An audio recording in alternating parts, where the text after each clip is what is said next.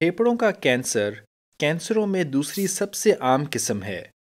بدقسمتی سے بڑی آنت، چھاتی اور پروسٹیٹ کے کینسر کے مقابلے میں پھیپھڑوں کے کینسر سے زیادہ لوگ انتقال کرتے ہیں۔ اس کی وجہ یہ ہے کہ عام طور پر اس کینسر کا دیر سے پتہ چلتا ہے، جب یہ سائز میں بڑا ہو جاتا ہے یا پھیل جاتا ہے اور اس کا علاج مشکل ہو جاتا ہے۔ ہم اس چیز کو بدل سکتے ہیں۔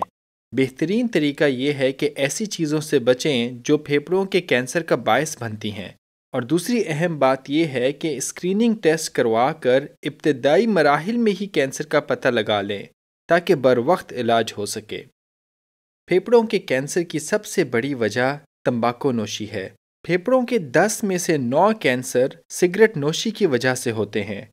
جتنی زیادہ تمباکو نوشی کی جاتی ہے، اتنا ہی زیادہ خطرہ ہوتا ہے۔ لہٰذا سب سے اہم چیز جو آپ کر سکتے ہیں وہ یہ ہے کہ کبھی تمباکو نوشی نہ کریں، اور اگر آپ سگریٹ پیتے ہیں تو جلد از جلد چھوڑنے کی کوشش کریں۔ چھوڑنے کے بعد پھیپھڑوں کے کینسر کا خطرہ ہر گزرتے سال کے ساتھ کم ہونا شروع ہو جاتا ہے، اور 10 سال تک یہ خطرہ اس وقت کے مقابلے میں نصف رہ جاتا ہے جب آپ سگریٹ نوشی کرتے تھے۔ یاد رکھیں، تمباکو نوشی چھوڑنے میں کبھی دیر نہ کریں۔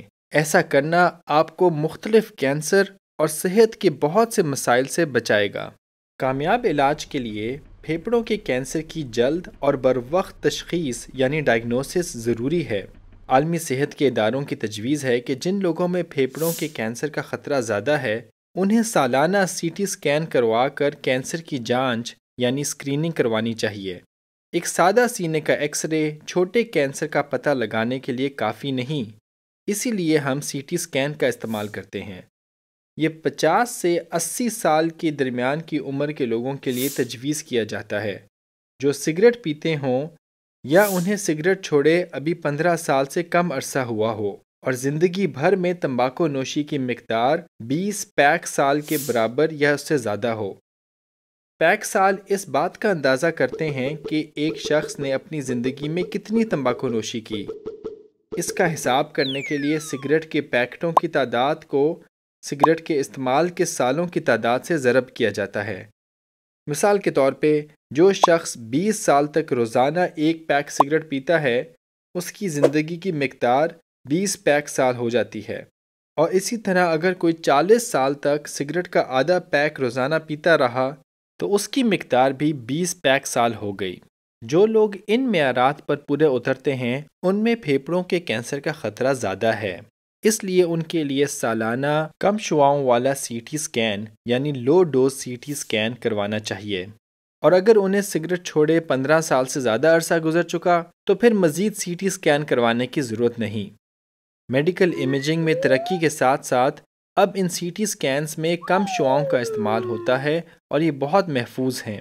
سی ٹی اسکین پر ہم کسی ایسے غیر معمولی دھبے یا نوڈیولز کی تلاش کرتے ہیں جو کینسر سے متعلق ہو سکتے ہیں۔ زیادہ لوگوں کے پھیپھڑوں میں کوئی نوڈیول یا کوئی چھوٹے داغ نہیں پائے جائیں گے، لیکن بعض اوقات ہمیں پھیپھڑوں میں ایسے اثرات ملتے ہیں جن کا مزید جائزہ لینا ضروری ہوتا ہے۔ پھیپھڑے میں نوڈیول ہونے کا ہمیشہ یہ مطلب نہیں کہ یہ کینسر ہے۔ اس کے سائز، شکل اور جگہ کے لحاظ سے ماہرین ڈاکٹر آپ کو 3 قسم کی تجاویز دیں گے۔ یا تو وہ یہ کہیں گے کہ وقفے وقفے سے آپ سی ٹی اسکین کرائیں اور اس پہ ایک گہری نظر رکھی جائے، یا وہ مشورہ دیں گے کہ اس کی اب بایوپسی کی جائے تاکہ دیکھا جائے کہ یہ نوڈیول کیا ہے، یا وہ یہ بھی مشورہ دے سکتے ہیں کہ آپریشن کر کے اس کو نکال دیا جائے۔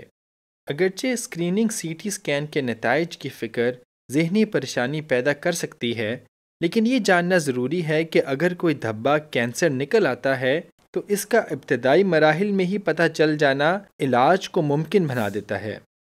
اگر آپ کا پہلا سی ٹی اسکین نارمل ہے تب بھی آپ کو سالانہ سی ٹی اسکین کروانا چاہیے، کیونکہ وقت کے ساتھ نئے دھبے اور نوڈیولز وجود میں آ سکتے ہیں۔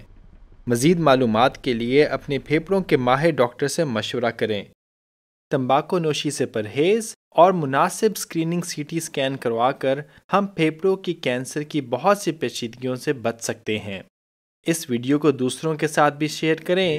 صحت مند رہیں اور صحت مند رہنے میں دوسروں کا بھی ساتھ دیں۔